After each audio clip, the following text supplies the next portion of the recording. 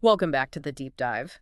Today we're tackling something pretty fundamental for Bitcoin, asking, can it really stay decentralized? As it gets more popular, more adopted, we're using Bitcoin, resisting ownership concentration as our source text today. It gets right into this tension. Bitcoin is designed for decentralization, right? But what if ownership clumps together at the top? Exactly. That's the core dilemma the source explores. Bitcoin's whole point was to avoid central control points.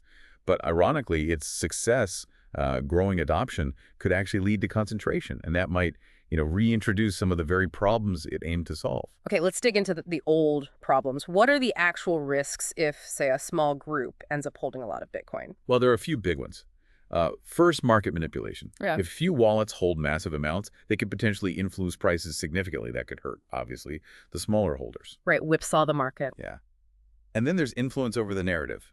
Big holders might have a louder voice, shaping how people see Bitcoin, maybe even steering its development path.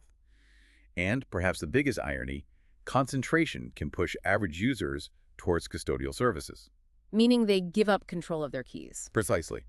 They start trusting third parties again, which is, well, the exact opposite of Bitcoin's initial promise. You're trusting someone else. Okay, so that's the danger zone.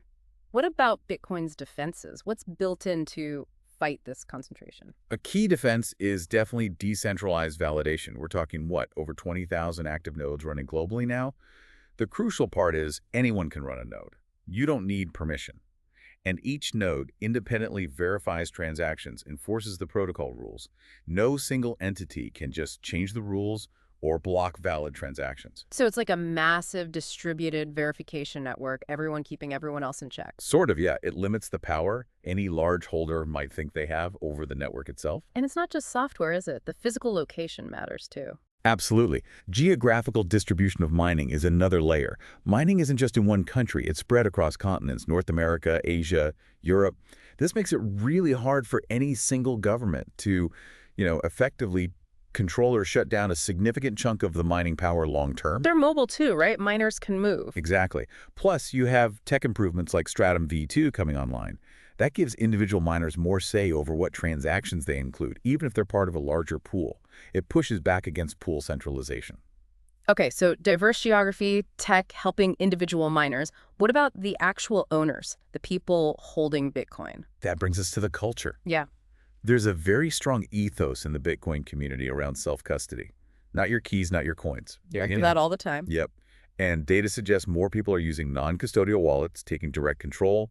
There's constant education happening too on social media like X and elsewhere, reinforcing why holding your own keys matters for decentralization. So it's a mindset, not just hardware or software.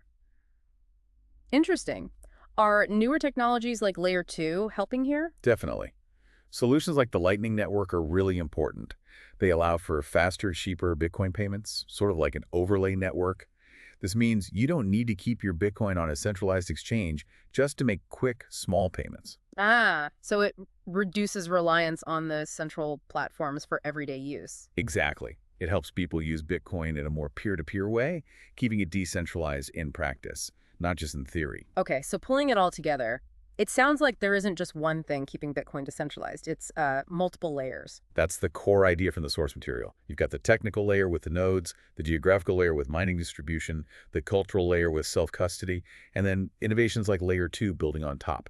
It's this combination, this resilience from different angles, that helps it resist centralization pressures. Like how its network structure is even finding uses in energy grids now it adapts. Precisely. It's an adaptable system. So the takeaway seems to be, yes, concentration of ownership is a real concern, something to watch.